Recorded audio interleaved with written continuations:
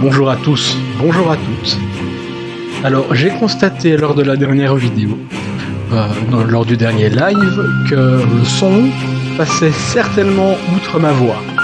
Donc je l'ai diminué cette fois-ci et j'espère que vous m'entendez plus clairement. On fera des ajustements au fur et à mesure. Il s'agit seulement de mon deuxième live. Alors,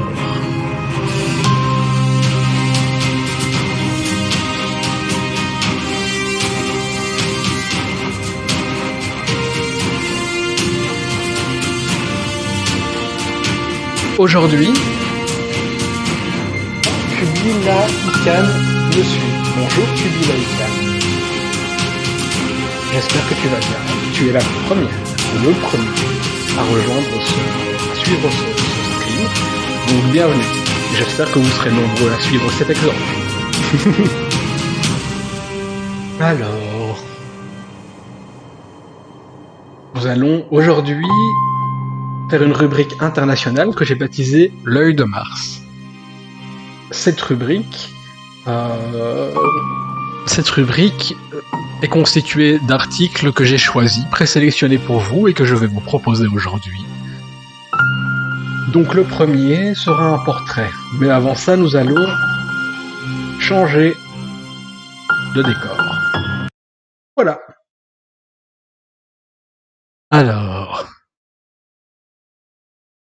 voici le premier article. Il s'agit d'un portrait réalisé par Béatrice Delvaux et Lorraine Kiel le 15/5 pour Le Soir Plus. C'est le portrait de Carola Rackett. Alors, vous la connaissez peut-être. C'est elle qui est capitaine du Sea-Watch 3, le bateau qui récupère des naufragés dans la mer Méditerranée pour les ramener en vie et en sécurité à terre.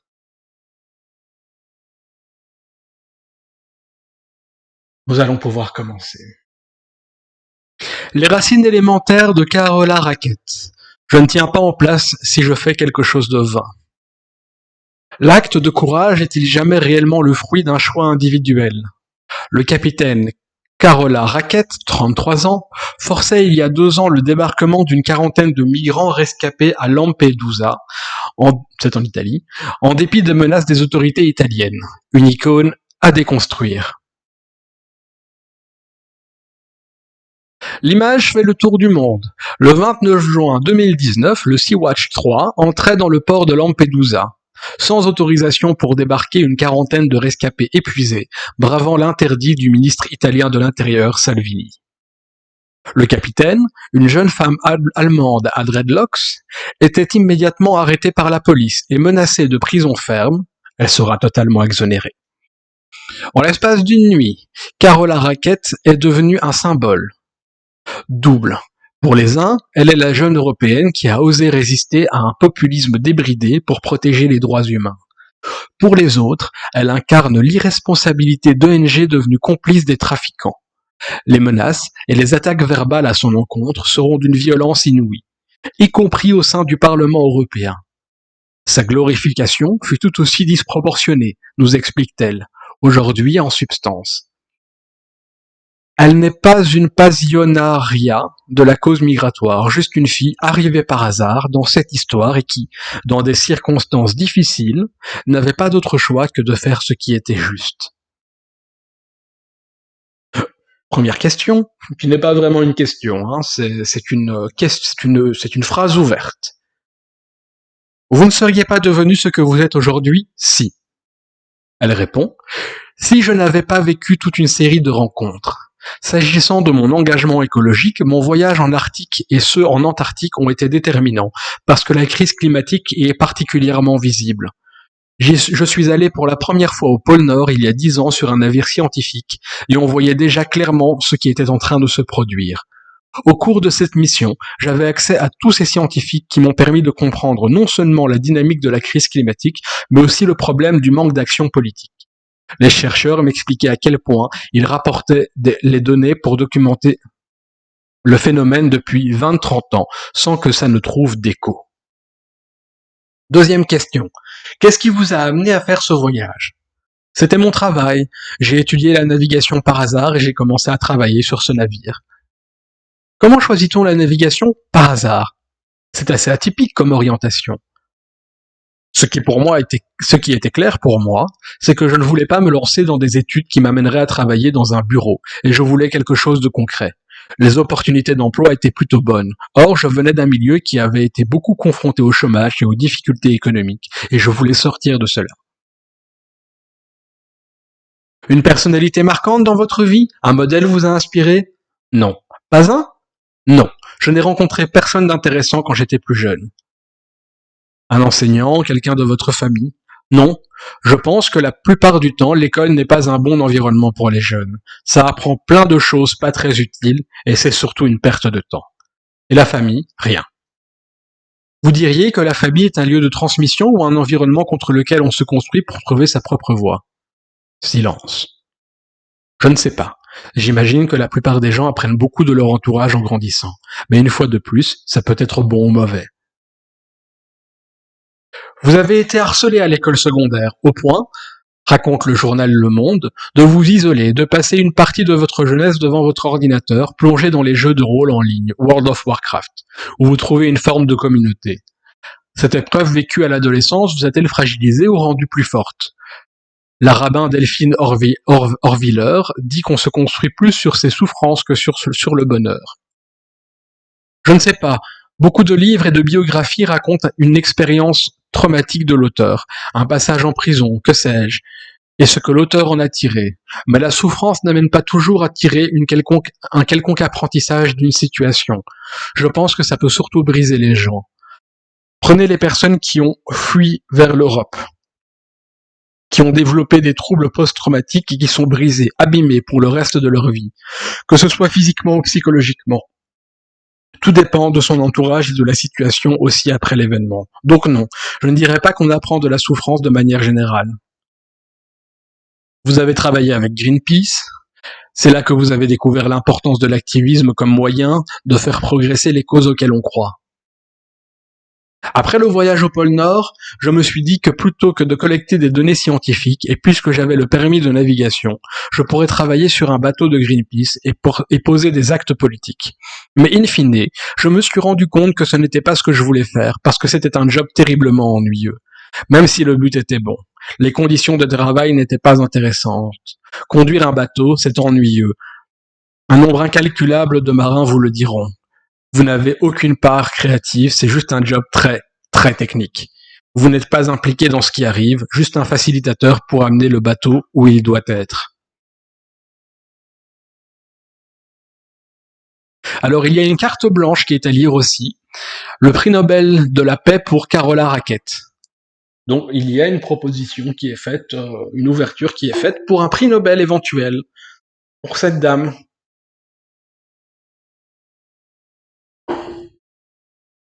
Pourtant, c'est en conduisant un bateau, le Sea-Watch 3, que vous avez accompli l'acte le plus politique possible.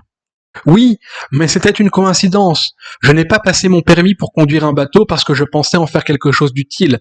À l'époque, la situation était tout à fait différente en Méditerranée, et la difficulté de ces sauvetages ne tient pas dans la conduite du bateau, mais dans la situation politique autour. Organiser l'équipe, coordonner toutes les relations humaines. Qu'est-ce qui fait qu'on est courageux? Qu'est-ce qui fait qu'à un moment donné, on dit non? Je pense que c'est un processus. Il y a quelque chose que les gens sous-estiment souvent à propos des opérations de sauvetage. C'est un travail de préparation. On ne réagit pas à une menace qui survient tout à coup. Chaque membre de l'équipage, pas seulement le capitaine, sait qu'il risque d'être poursuivi en justice. C'est quelque chose auquel vous devez vous préparer. On a des briefings juridiques et politiques. Prenez Rosa Parks. Beaucoup de gens pensent qu'elle a refusé de céder sa place à un blanc dans un bus, note de la rédaction, parce qu'elle en avait marre. Mais c'était une activiste politique passée par la Highlander Folk School, qui connaissait Martin Luther King. Elle avait déjà essayé avant de poser ce geste, mais sans que cela ne provoque d'indignation. Et il y avait une énorme organisation derrière elle. C'est quelque chose à côté duquel on passe souvent quand on se penche sur les gens courageux. On ne voit pas ce qui les a amenés au point où ils se trouvent. Prenez la journaliste russe, Anna Politkovskaya, qui enquêtait en Tchétchénie et qui a été tuée. Je lisais une interview où elle disait qu'elle était, elle était à un point de sa vie où ce n'était plus un choix. J'ai la possibilité de le faire, je dois y aller. Pour elle, il n'y avait pas d'autre choix que de publier et raconter ce qui se passait. C'est la même chose pour le secours en mer. Il faut y aller et vous n'avez pas le choix. L'impression de choix est vécue par l'extérieur. Peut-être n'aurait-elle pas dû accoster dans ce port. Mais quand vous êtes sur le bateau, la situation est très claire. La loi est très claire. Il n'y a pas de choix. Ce moment, lorsque vous forcez l'accostage du bateau, fait-il de vous quelqu'un de différent? On peut retourner à sa vie d'avant après ce geste-là? Évidemment, ça a été un tournant parce que tout ce que j'ai fait après est basé sur ce qui s'est passé. Mais s'agissant du militantisme, j'ai continué ce que je faisais avant. Je suis toujours engagé dans des projets, mais je ne me focalise pas à 100% sur l'activisme. Ce sont les endroits, les gens et les projets qui m'ont changé. Qui ont changé. Alors, il y a aussi un autre article proposé, dont le titre est Flou à haut risque pour le sauvetage des migrants. Le storytelling, la question d'abord. Vous pensez qu'on vous a trop mis en évidence, quasi starifié, héroïsé. Le storytelling médiatique aime se concentrer sur une personne parce que c'est comme ça qu'il fonctionne. Mais les gens peuvent parler pour eux-mêmes. En termes de migration, il y a des millions de personnes qui sont expertes de ces questions. Précisément parce qu'elles sont réfugiées et demandeuses d'asile. Beaucoup sont organisées et actives politiquement. Elles n'ont pas besoin de quelqu'un pour parler pour elles. Ce dont elles ont besoin, c'est de la possibilité d'être entendues. Et ça n'aide pas que les médias se concentrent sur une personne blanche arrêtée par accident. Je n'ai pas été arrêté parce que je suis une spécialiste de la migration. Pas du tout. J'étais sur le bateau par hasard. Sea-Watch m'avait appelé 3 jours avant. Or, j'ai été arrêté et immédiatement les médias ont créé ce personnage. Mais moi, je travaille en zone polaire. Je suis une écologiste. Tout cela n'avait aucun sens et éloignait l'attention des gens dont on parle et qui sont ceux à qui on devrait parler. Donc on voit quand même, elle fait preuve de beaucoup d'humilité dans sa démarche. C'est quelqu'un d'intéressant. Elle est capable de multidimensionner son raisonnement et de dire, ben voilà, d'un côté il y a les médias qui ont trouvé là l'opportunité de starifier quelqu'un autour de ces conflits migratoires.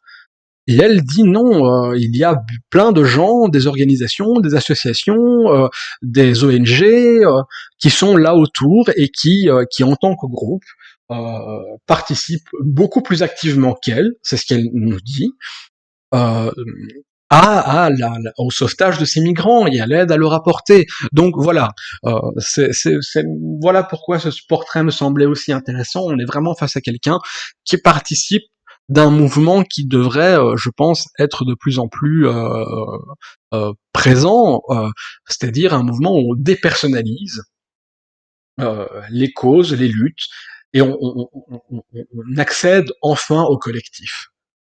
Mais ce n'est pas gagné, hein. Voilà. Après votre coup de force en Italie, vous avez suscité tant l'admiration que la haine, avec parfois des attaques d'une rare violence. Comment gère-t-on une notoriété aussi brutale?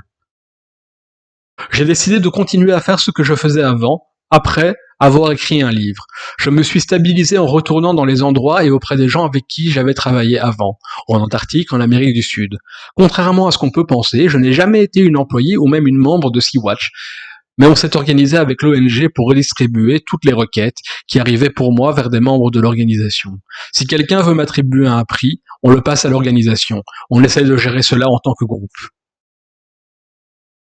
Quelques mois avant votre participation à la mission de Sea-Watch, vous disiez vouloir arrêter, repartir pour le Nord, faire ce que vous aimez, mais vous disiez que c'était impossible parce que les besoins en matière de migration étaient trop importants et que vous ne pouviez pas tourner le dos à ce qui se passait. C'est quoi le moteur de cette abnégation? C'est une question difficile.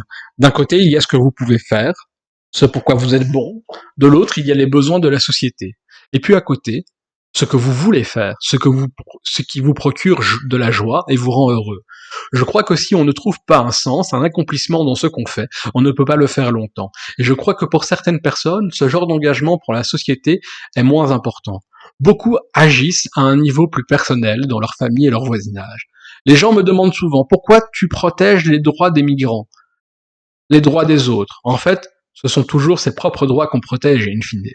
Si vous permettez qu'on attaque le droit des SDF, si vous permettez qu'on retire leurs droits aux migrants, ou qu'on se pose la question de la protection des personnes âgées face à une épidémie sur le thème, elles seraient bientôt mortes de toute façon, vous laissez la société glisser vers une dégénération morale qui est dangereuse. C'est le poème sur le nazisme, quand ils sont venus me chercher, de Martin Niemöller.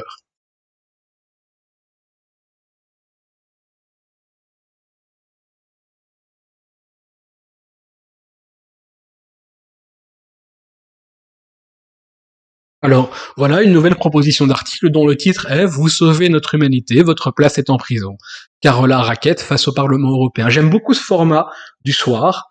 C'est très intéressant. Il y a l'article et puis il y a toutes les connexions à l'intérieur de l'article auquel on peut s'attacher pour augmenter notre connaissance sur un sujet. Donc c'est vraiment très très bien fait et j'apprécie cela. Vous parlez des gens, mais pour vous, quel est le moteur? C'est une question que je me suis beaucoup posée. Que faire de mon temps? Je ne tiens pas en place si je fais quelque chose qui me paraît vain ou pas engageant. C'est important pour moi de remplir ma vie avec quelque chose qui a du sens. Je vois beaucoup d'injustices dans le monde, le problème écologique, il y a des millions de choses qu'on peut faire. Parce que je comprends les problèmes que nous vivons et que je sais qu'ils ne pourront qu'empirer si on ne fait rien, je n'ai pas le sentiment d'avoir le choix. Je n'ai pas d'autre choix que d'agir. On parle toujours de veiller aux conséquences de nos actes. Mais il faut aussi réfléchir aux conséquences de l'inaction. La difficulté, c'est qu'on est conditionné pour l'immédiateté, alors les conséquences à 10-20 ans, ça paraît moins important. Et oui, et oui, et oui, et oui, et oui. On dit souvent le mal ne survit que par l'inaction des gens de bien. Qu'est-ce qui vous donne de la sérénité et du bonheur dans cette vie de combat? Où rechargez-vous votre énergie? Dans la nature. J'adore passer beaucoup de temps à l'extérieur, des études le prouvent d'ailleurs, nous sommes plus heureux si nous passons du temps dehors. Même rien qu'en nous promenant. Petit rototo, pardon, je vais boire un peu d'eau.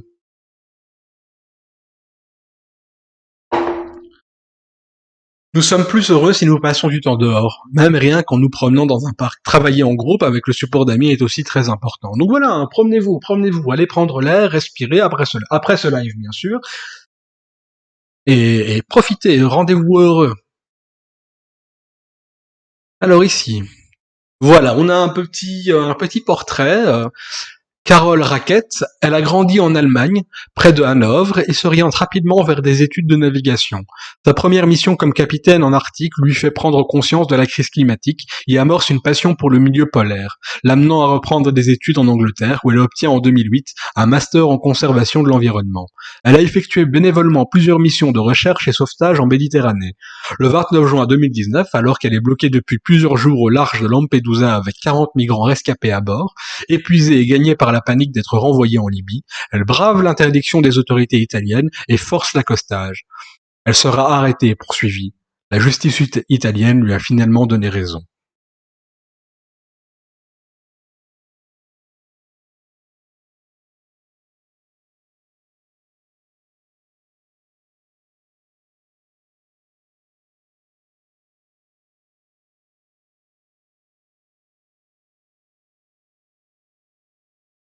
Alors ici, le making of. Je sais pas si ça peut vous intéresser, ou on va passer ça, on va passer les making of. C'est pas intéressant. Enfin, c'est intéressant, mais je vous, voilà, je tease un peu et je vous invite à aller vous abonner au soir ou à regarder ce portrait sur le soir pour lire le making of. Donc c'est du teasing. Il n'y a toujours personne sur le live, mais ce n'est pas grave, on continue, on est toujours motivé. Et on va passer au deuxième article. Le deuxième article concerne cette fois-ci, vraiment là on plonge dans l'actualité internationale et on va s'intéresser au Cloud Act américain. C'est un article de La Libre, publié par Laurent Lambrecht, le 15 du 5 2021. Le Cloud Act américain fait trembler les entreprises européennes. La dépendance de l'Europe vis-à-vis des puissances étrangères inquiète de plus en plus la Commission européenne, soucieuse de préserver sa souveraineté numérique. Qu'en est-il réellement de cette menace?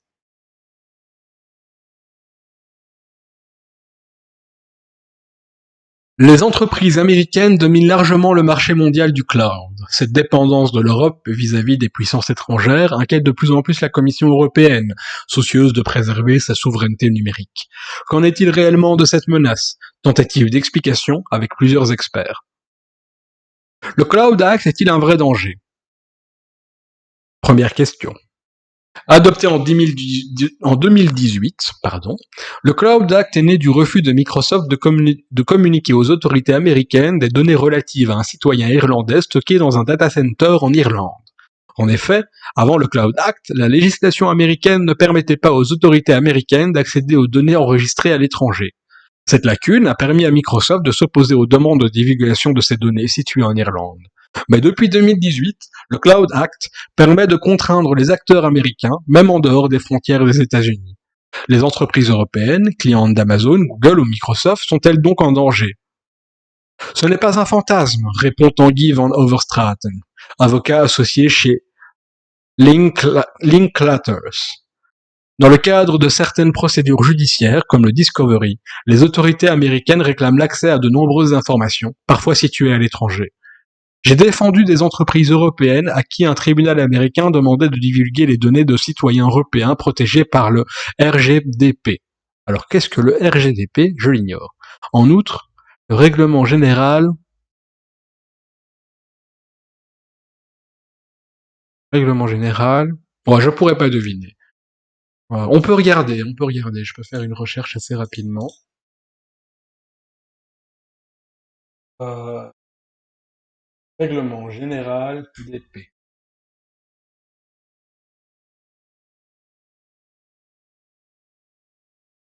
Ok. General Data Protection Regulation. Voilà. C'est un règlement de l'UE relatif à la protection des personnes physiques à l'égard du traitement des données à caractère personnel et à la libre circulation de ces données, en abrogeant la directive 95-46-CE, dit Règlement général sur la protection des données. Voilà, donc on voit ce que c'est la protection des personnes par rapport à leurs données numériques. En outre, donc je reprends, j'ai défendu des entreprises européennes à qui un tribunal américain demandait de divulguer les données de citoyens européens protégés par le RGDP. En outre, avec le Cloud Act, les autorités américaines peuvent s'adresser directement aux sociétés américaines propriétaires des centres de données à l'étranger. Les entreprises belges qui stockent leurs données via des acteurs américains sont inquiètes, confirme Nathalie Radjeno, experte de la protection des données à la FEB. Les autorités américaines ont tendance à réclamer des données en vrac. Si vous êtes le contact d'un contact, vous pouvez faire l'objet d'une demande. Notons qu'en Chine, un autre acteur important du cloud, la consultation des données risque de se faire en dehors de tout cadre légal. Deuxième question, les données sont-elles en sécurité en Europe? Face aux inquiétudes soulevées par le Cloud Act, Microsoft a fait savoir que les données de ses clients européens étaient traitées et stockées dans l'UE.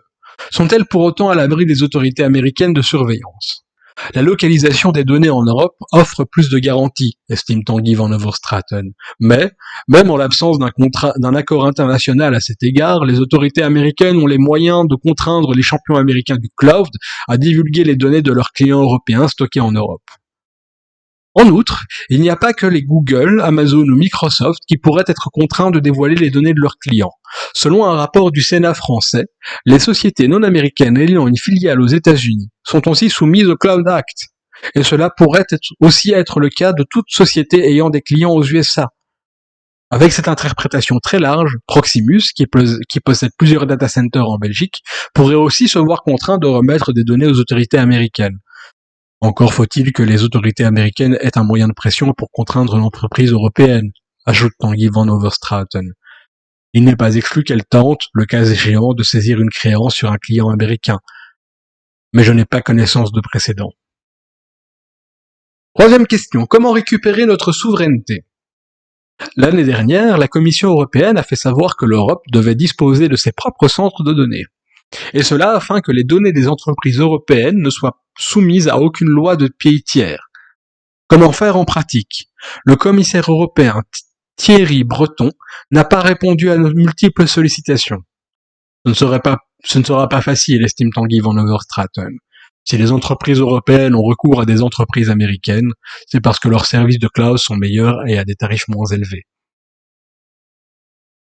Quatrième question, les citoyens doivent-ils avoir peur? Toutes les entreprises, peu importe leur origine, visant des personnes établies en Europe, doivent respecter la réglementation générale sur la protection des données. Si une entreprise utilise les services d'un cloud étranger, elle doit garantir aux données un niveau de protection similaire à celui de l'Europe. Or, les États-Unis n'offrent pas un niveau de protection comparable. Face à ce constat, la Commission avait négocié un accord bilatéral avec les USA afin d'encadrer le transfert de données vers les États-Unis. Mais, en juillet dernier, la Cour de justice de l'UE a torpillé ce dispositif, appelé Privacy Shield. La Cour a estimé que les données européennes, donc le bouclier de la vie privée, si vous voulez. La Cour a estimé que les données européennes n'étaient pas suffisamment protégées contre l'ingérence des services de sécurité américains. De quoi effrayer les 5000 entreprises utilisatrices du dispositif qui doivent choisir un nouveau cadre légal adéquat. Les entreprises belges sont inquiètes. Elles ne sont plus couvertes par le Privacy Shield, confirme Nathalie Rajano. En cas de fuite, oui, je fais une voix d'homme sur Nathalie Rajano, mais c'est parce que je ne vais pas faire une voix de femme. Je ne ferai qu'une horrible caricature, et ce serait vraiment insultant pour cette personne, je pense, donc je ne le fais pas. Je reprends. Les entreprises belges sont inquiètes, elles ne sont plus couvertes par le Privacy Shield, confirme Nathalie Rajano. En cas de fuite des données, on pourrait leur reprocher de ne pas avoir pris suffisamment de précautions. En outre, les fournisseurs américains de cloud avaient aussi recours au Privacy Shield pour être en ordre avec la RGPD. Les nombreuses entreprises clientes de ces géants doivent donc trouver d'autres solutions pour être dans les clous. Cloud, clou. Il y a un petit... Ça sent le jeu de mots. Voilà, c'est terminé pour cet article. Donc nous en avons appris un peu plus sur la relation qui existe entre l'Europe et les États-Unis à propos des informations stockées dans les clouds. Donc oui, voilà. Nous savons que nous ne sommes pas réellement protégés et que unilatéralement les États-Unis ont décidé de pratiquer ce qu'ils pratiquent exactement de la même manière pour ce qui est des données fiscales. En tout cas, j'en ai l'impression. Vous savez, les États-Unis ont ce qu'on appelle l'impôt universel, quitte à aller chercher dans des banques des signes, dans des banques étrangères, des signes d'américanisation. Donc, voir si un client est potentiellement américain, pour pouvoir le taxer sur les avoirs qu'il aurait dans cette banque étrangère. Eh bien, j'ai l'impression que c'est un peu le même mécanisme ici. Les États-Unis se disent, nous allons universellement rechercher les informations qui nous intéressent dans les clouds, même si les entreprises américaines sont basées à l'étranger. Et, cadre très large, c'est aussi le cas pour toutes les sociétés ayant des clients aux USA. Donc voilà, c'est vaste, hein, ils peuvent se permettre de prendre un peu tout ce qu'ils veulent avec ça. Bien, j'espère que cet article vous a plu. Je vous rappelle l'auteur, Laurent Lambrecht, et le journal La Libre, section économie. Donc je vous invite aussi à vous abonner à La Libre, qui est un bon journal qui propose des actualités sérieuses et généralement bien sourcées. Alors, autre actualité internationale. La Russie classe les États-Unis et la République tchèque. Ouh, je vais boire un peu d'eau. Ce live durera sans doute moins longtemps que prévu, c'est parce que je suis un petit peu fatigué aujourd'hui, donc comme il n'y a personne et pas d'interaction possible dans le chat, je vais terminer sans doute un peu plus tôt que prévu. Mais voilà, ça dépendra aussi de la vitesse à laquelle on parcourt les articles qu'il nous reste. La Russie classe les États-Unis et la République tchèque sur une liste des pays inamicaux. Voilà. C'est un billet, c'est un article de l'AFP publié le 14/5/2021 à 18h57 pour ceux qui veulent être précis. Alors, la Russie annonce vendredi soir avoir classé la République tchèque et les États-Unis sur une liste des pays inamicaux. Décision prise sur fond de tensions russo-occidentales croissantes, marquées par de nombreuses expulsions croisées de diplomates. Donc, tout le monde expulse les diplomates de tout le monde, on veut plus parler augmentation des tensions. Selon un décret gouvernemental signé jeudi, mais publié vendredi sur le portail officiel russe, les deux pays ont été intégrés à cette liste nouvellement créée pour avoir mené des actions inamicales visant la Russie, des citoyens russes ou des organisations russes. En conséquence, la République tchèque n'a le droit d'embaucher que 19 membres du personnel étranger dans son ambassade de Moscou. Les États-Unis étant, eux, frappés d'une interdiction totale en la matière, décision qui va fortement perturber le fonctionnement de leur service consulaire. Le président russe Vladimir Poutine avait ordonné fin avril au ministère des Affaires étrangères d'établir une liste des pays inamicaux, dans le but de protéger les intérêts et la sécurité de la Russie, alors que de nombreux diplomates russes étaient expulsés de leur poste à l'étranger, notamment à Prague et Washington. Donc c'est un peu un retour de bâton en réalité.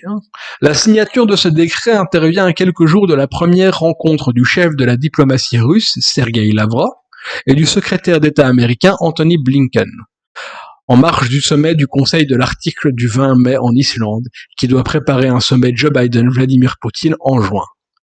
Les tensions entre Moscou et les capitales occidentales se sont multipliées ces derniers mois sur une longue série de sujets, allant du sort de l'opposant emprisonné Alexei Navalny au dossier ukrainien ou à des accusations répétées de cyberattaques et d'espionnage. Alors, je vous invite à vous renseigner sur qui est Alexei Navalny. Donc, je vais mettre son nom dans le chat, même s'il n'y a personne, c'est pas grave. Mais voilà, comme ça, vous découvrez le procédé aussi si vous regardez ce live en review. Voilà.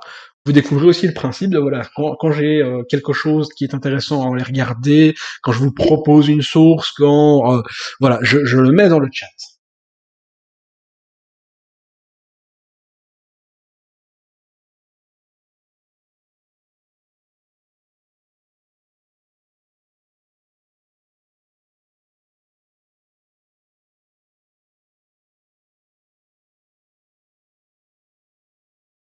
Voilà, Alexei Navalny, donc je vous conseille de vous renseigner sur qui est cette personne, son parcours politique et sa situation actuelle en Russie. Alors, les tensions entre Moscou et les capitales occidentales se sont multipliées ces derniers mois sur une longue série de sujets, allant du sort de l'opposant emprisonné Alexei Navalny au dossier ukrainien ou à des accusations répétées de cyberattaques et d'espionnage. Parallèlement, les relations américano-russes ont continué de se dégrader depuis l'arrivée à la Maison-Blanche de Joe Biden. Celui-ci a ordonné mi-avril l'expulsion de 10 diplomates pour leur rôle dans une cyberattaque et des ingérences dans les élections américaines. Moscou, qui dénonce des accusations infondées, a toujours pris des mesures de représailles, comme lorsqu'elle a déclaré 10 diplomates américains persona non grata, interdits d'entrer sur son territoire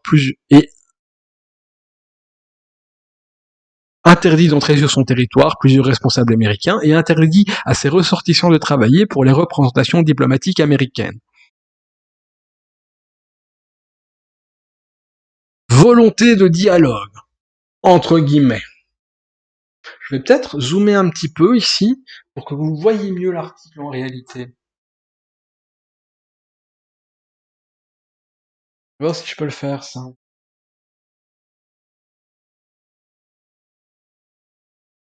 Voilà, beaucoup mieux. Donc, volonté de dialogue, entre guillemets. Moscou a toujours souligné sa volonté de dialogue, a toutefois assuré vendredi le porte-parole du Kremlin Dmitri Peskov, cité par l'agence de presse TASS, soulignant que seuls ces deux pays étaient inclus à la liste, alors que les médias russes évoquaient une dizaine de pays au total, dont le Royaume-Uni. De son côté, la porte-parole de la diplomatie russe, Maria Zakharova, a indiqué dans un communiqué que l'interdiction d'embaucher du personnel étranger est une décision définitive et irrémédiable, et que Washington doit remettre au plus tard le 1er août La composition du personnel de sa représentation diplomatique. Oh, pardon, petit rototo. C'est parce que j'ai pas mangé ce midi, donc mon ventre est creux, et donc j'ai faim un peu. Mais ne vous inquiétez pas, ce soir je mange un gratin dauphinois, je crois. C'est moi qui vais le cuisiner, hein, pas d'inquiétude, mais voilà, c'est parce que je suis pas encore sûr de ce que je vais faire. Alors, et que Washington doit remettre au plus tard le 1er août la composition du personnel de sa représentation diplomatique. Cette semaine, l'ambassade américaine avait déjà annoncé suspendre l'essentiel de ses services consulaires à cause de sanctions russes, l'ayant forcé à se séparer de l'ensemble de son personnel local et à réduire sa main-d'œuvre de 75%.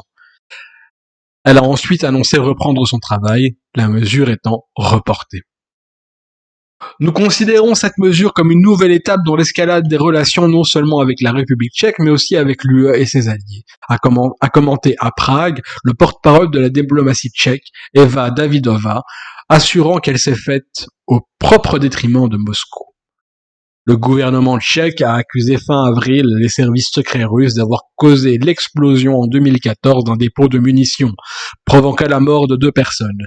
Prague a ensuite expulsé 18 diplomates russes présentés comme des espions, ce à quoi Moscou avait répondu en expulsant 20 diplomates tchèques. Donc c'est un peu la guerre de voilà, qui prendra les mesures les plus restrictives pour l'instant. Plusieurs pays européens avaient ensuite expulsé des diplomates russes en soutien à Prague. Donc voilà.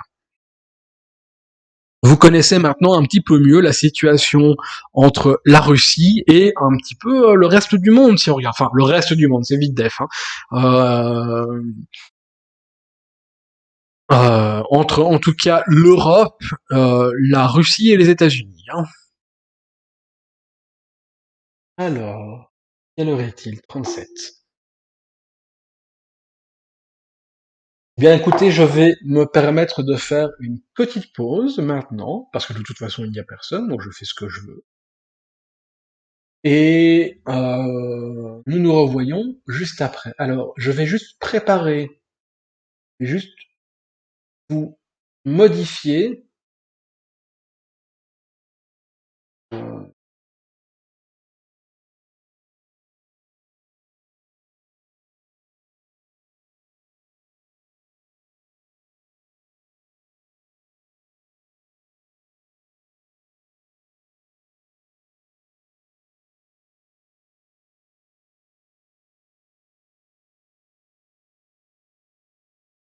je vous prépare en réalité le nouveau jeu. À chaque stream, je vais tenter de vous mettre un nouveau jeu. Alors, il est possible que je devienne redondant au bout d'un moment, mais voilà. Et de retour bientôt. Donc voilà, vous voyez le nouveau jeu, il faut le résoudre. Tentez de résoudre le problème en ne bougeant qu'un seul bâtonnet. Bon courage à vous. Je fais une petite pause maintenant. Je reviens dans 10 minutes.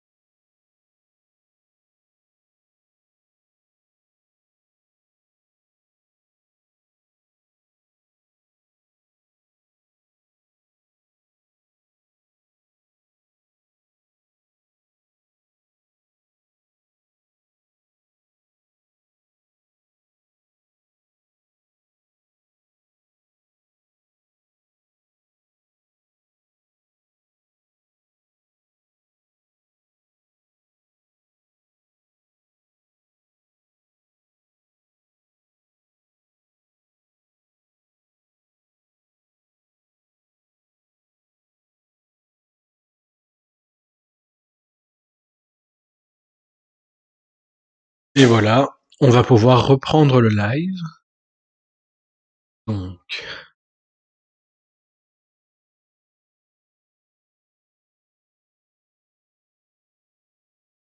une magnifique vue de l'Arménie. Le titre du prochain article est L'Arménie demande l'aide de la Russie après un regain de tension avec l'Azerbaïdjan. Washington exhorte l'Azerbaïdjan de retirer ses troupes. C'est un article de l'AFP, donc Agence France Presse, publié le 15 du 5 2021. J'ai changé, oui, j'avais un petit peu froid, donc j'ai mis mon petit gilet. C'est comme ça, c'est mieux. J'ai plus chaud. Les États-Unis ont exhorté vendredi l'Azerbaïdjan au retrait immédiat de ses troupes, l'Arménie ayant dénoncé des mouvements de l'armée azerbaïdjanaise sur son territoire, faisant craindre un nouveau conflit entre les deux pays après celui de l'automne 2020.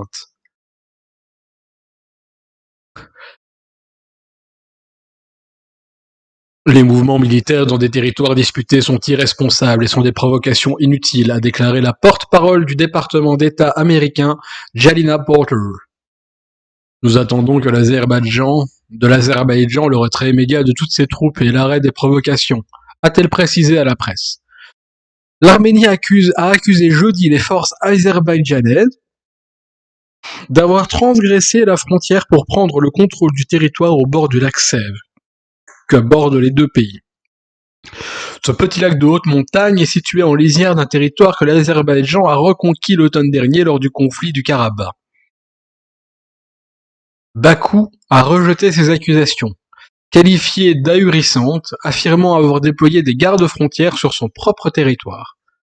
L'Arménie a indiqué vendredi avoir demandé l'assistance de la Russie, militaire notamment, et a assuré que la France envisageait de mettre le sujet à l'agenda du Conseil de sécurité de l'ONU.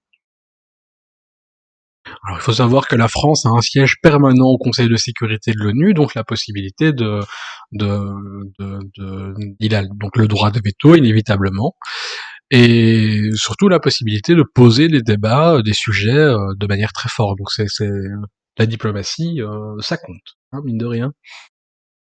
L'Azerbaïdjan et l'Arménie se sont affrontés à l'automne 2020 pour le contrôle du Nagorno-Karabakh, une région séparatiste arménienne en territoire azerbaïdjanais.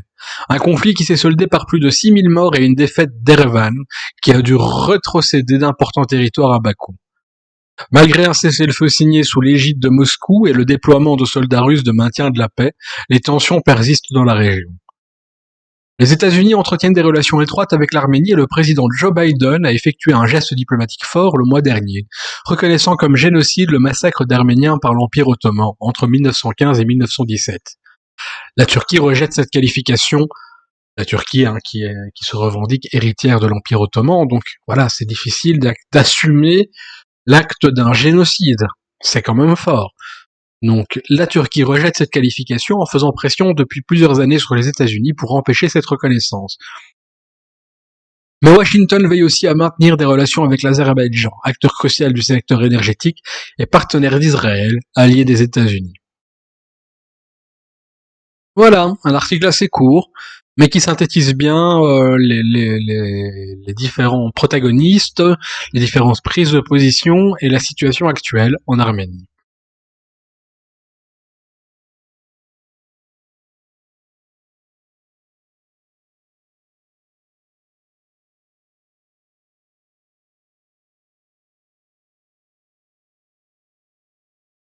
Alors,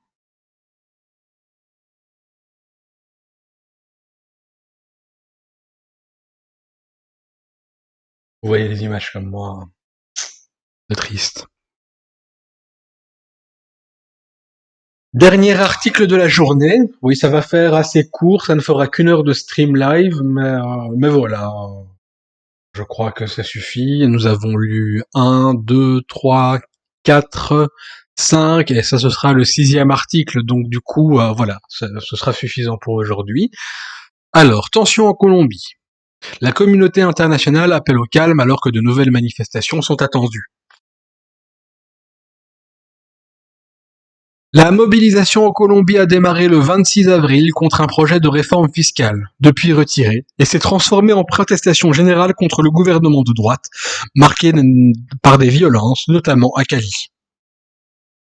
C'est un article de l'agence France Presse, qui est diffusé dans le Soir Plus. L'ONU, l'Union européenne, les États-Unis et des ONG ont appelé au calme et dénoncé les répressions des manifestations en Colombie, qui ont fait une vingtaine de morts et des centaines de blessés, alors que de nouvelles protestations sont attendues mercredi. Le président Ivan Duque a fermement affirmé son soutien aux forces de l'ordre, alors que des manifestants bloquaient des routes et que des postes de police ont été attaqués mardi soir à Bogota, avec un bilan officiel de 7 civils et 27 policiers blessés. La mobilisation a démarré le 28 avril contre un projet de réforme fiscale, depuis retiré, et s'est transformée en protestation générale contre le gouvernement de droite, marquée par des violences, notamment à Cali, sud-ouest. Le Comité national de grève, à l'origine du mouvement, a maintenu son appel à manifester mercredi, à présent aussi excusez-moi, je reprends cette phrase.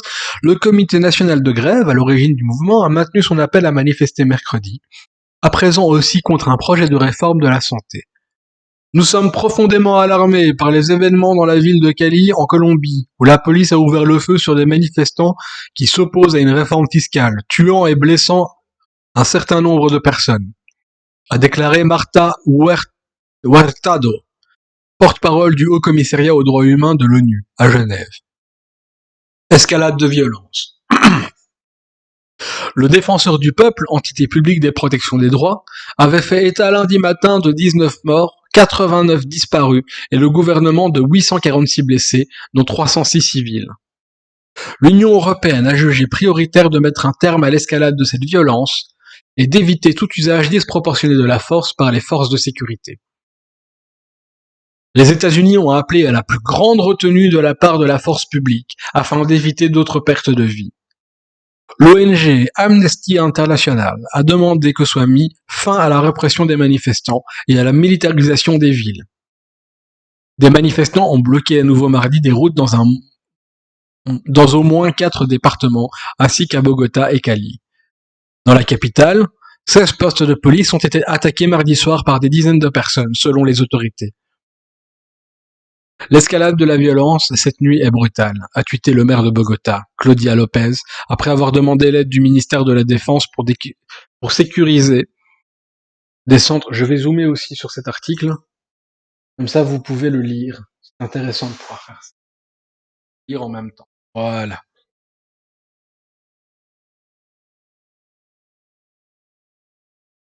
Après avoir demandé l'aide du ministère de la Défense pour sécuriser des centres de détention temporaires, elle a évoqué des policiers atteints par balles, blessés à l'arme blanche ou manquant d'être brûlés vifs.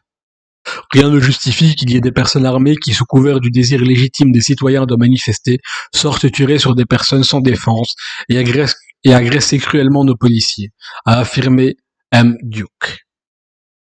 La situation s'est aggravée à Cali depuis lundi soir. Le secrétariat local à la sécurité a répertorié 5 morts et 33 blessés pour cette seule journée dans cette ville où l'armée est déployée depuis vendredi. Le blocage des principales voies d'accès commence à générer une pénurie de carburant et des inquiétudes pour le passage de camions d'oxygène et de matériel médical en pleine pandémie de Covid-19. En annonçant le renfort sur place de plus de 700 soldats, 500 agents de l'ESMAD et 1800 policiers, le ministère de la Défense, Diego Molano, avait argué que les troubles y étaient orchestrés par des groupes armés. Pression de la rue. M. Duke a renchéri mardi en affirmant que les forces de l'ordre étaient cibles de ces groupes, qui entendent prendre le contrôle des anciens fiefs de l'ex-guérilla des FARC depuis qu'elle a signé la paix en 2016. Sous la pression des manifestations, le ministre des Finances a démissionné lundi. La veille, le président Duque avait retiré son projet de réforme. Ce conservateur, dont la popularité est en berne à 33%, avait déjà été cible de manifestations en 2019 et il s'était engagé à présenter un nouveau texte excluant les points les plus contestés, dont une hausse de la TVA. La TVA, on rappelle, hein, taxe sur la valeur ajoutée, euh, qui en fait ressemble beaucoup à une taxe sur la pauvreté, puisque même les produits de première nécessité, les produits indispensables à la vie de tout à chacun, sont touchés par cette taxe. Et donc tout le monde, même les plus pauvres, doivent payer. Et donc on comprend bien que les riches sont beaucoup moins impactés par cette petite taxe que les pauvres, pour qui ça compte dans le budget du mois, quoi, et de l'année, même peut-être du jour, qui sait. La Colombie traverse une troisième vague de contamination avec plus de 2,9 millions de cas, dont plus de 75 000 décès. Son PIB a chuté de 6,8% en 2020, le chômage atteint 16,8% et le taux de pauvreté grimpe à 42,5%. Donc on comprend bien pourquoi une hausse de la TVA est un vrai fléau. 42,5% le taux de pauvreté. Donc tout le monde est pauvre dans ce pays. Les riches sont rares, mais présents malgré tout. Et voilà, nous avons fini cet article qui nous met un petit peu au fait de ce qui se passe en Colombie. Alors j'aimerais bien trouver, si quelqu'un a ça, j'aimerais bien trouver un article de fond sur ce qui se passe en Colombie, qui détaille précisément l'enjeu des manifestations et qui donne le regard des premiers concernés, c'est-à-dire des manifestants et des grévistes, aussi des citoyens lambda, hein, pourquoi pas, ceux qui ne participent pas aux manifestations, les opposants à ces mouvements. Euh, donc voilà, j'aimerais découvrir un peu plus ce qui se passe sur ce continent latino-américain, que je ne connais malheureusement pas très bien. Alors, c'est donc le dernier article de la journée. Je vais vous abandonner là. Vous souhaitez un bon samedi. J'espère que cet œil de Mars, cette chronique internationale vous aura plu. Et je vous dis à lundi, ou non, à demain. À demain, donc je vais regarder mon petit agenda. À demain pour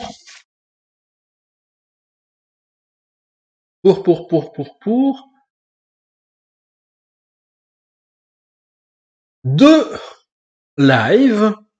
Alors ils vont pas durer 2 heures chacun, ça je vous le dis directement, ça va être un peu plus court. D'ailleurs je vais sans doute dans l'agenda modifier ça pour que ça ne dure qu'1 heure chacun. Il y a la cueillette des cerises qui va nous permettre de découvrir des articles, des revues, des études, des coups de cœur que j'aurai sur les mouvements de gauche en Belgique. Donc on va s'intéresser à l'historicité du mouvement ouvrier en Belgique. Donc on va vraiment chercher à comprendre euh, comment tout cela a commencé, à quoi ça ressemblait, quelles sont les affiches qui étaient collées, quels étaient les articles qui étaient diffusés, quelle était la presse de cette époque. On va vraiment essayer de farfouiller, de remuer ça. Donc ça va se faire lentement puisque c'est une fois par semaine. Mais voilà, c'est le format disponible pour ça. Et je vous retrouverai ensuite un peu plus tard, à 16 heures. Donc la cueillette des cerises, c'est à 10 heures. Et le verre cramoisi, c'est à 16 heures. Et c'est là la lecture du premier chapitre d'un ouvrage. Je ne l'ai pas encore trouvé, donc je vais sans doute pas faire ça. Euh, ah si, j'ai un livre qui pourrait convaincre, donc on va le faire quand même. La lecture du premier chapitre d'un livre sur l'écologie, la collapsologie, en tout cas l'effondrement qui semblerait vienne de plus en plus sûrement, même si on ne peut rien affirmer à ce stade. Eh bien, une bonne journée à vous tous, et n'oubliez pas, promenez-vous dehors.